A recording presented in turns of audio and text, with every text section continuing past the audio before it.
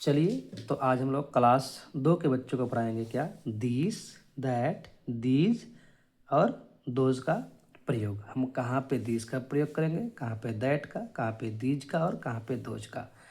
तो सबसे पहले यहाँ देखिए, यहाँ पे लिखा हुआ है दिस और दैट।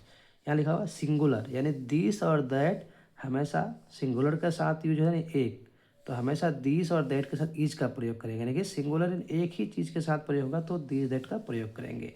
अब आइए, यहाँ लिखा हुआ दीज, यहाँ लिखा हुआ दोज, ये प्लूरल है, यानी कि एक से ज़्यादा, यानी कि कोई भी चीज़ एक से ज़्यादा होगा तो हम लोग वहाँ पे दीज और दोज, और दीज और दोज का प्रयोग हमेशा आर के साथ होता है। ठीक उसी प्रकार से नोट में हम बताए हैं कि this is, that is, these are, those are.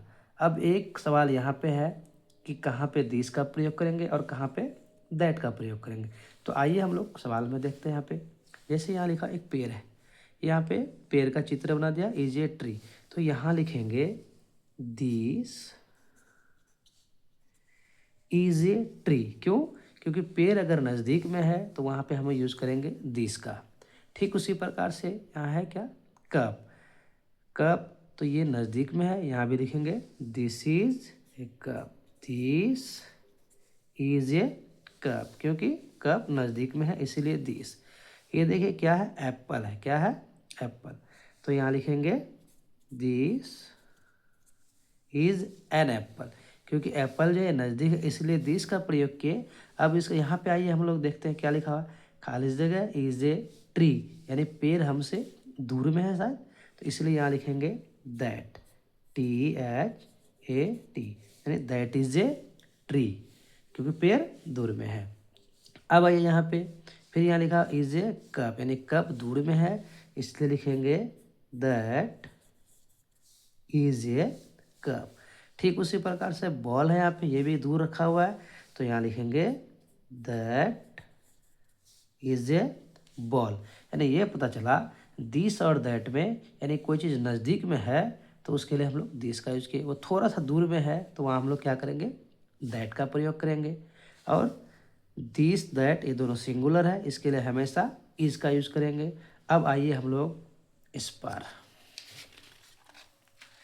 देखिए, तो हम लोग दिस दैट सीख चुके हैं। अब यहाँ पे आइए देखिए, यहाँ पे बहुत तीन पेड़ है, एक से ज़्यादा है, यानी पुलर की बात हो रहा है। तो ये नज़दीक में है तो यहाँ लिखेंगे THESE, दीज आर ट्रीज, क्योंकि एक से ज़्यादा पेड़ है और ये नज़दीक है इसलिए दीज आर ट्रीज, यानी पुलर के साथ पुलर का प्रयोग किए। ठीक है, क्या है, फ्लावर, एक से ज़्यादा है तो क्या लिखेंगे THESE,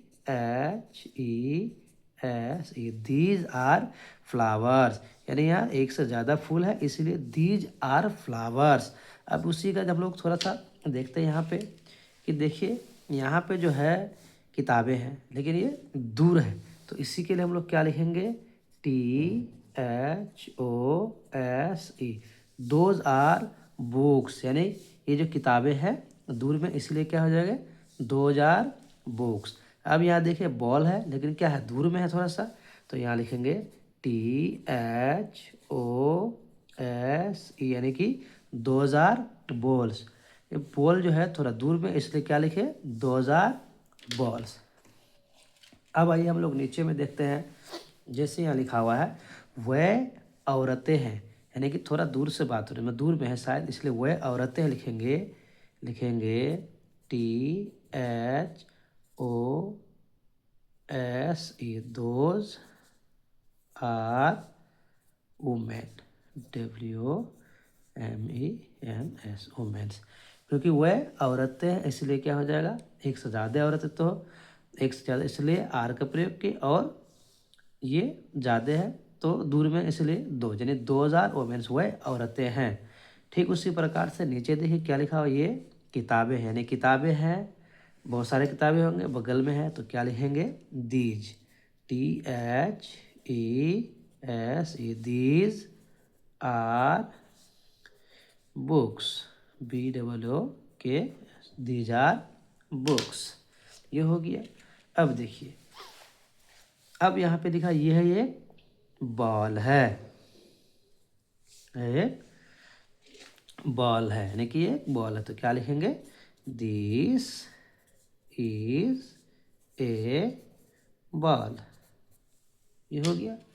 फिर यहाँ देखिए, वह एक पेड़ है, यानी दूर की बात कर रहा है, एक पेड़ की बात कर रहा है, इसलिए लिखेंगे दैट इज अ ट्री।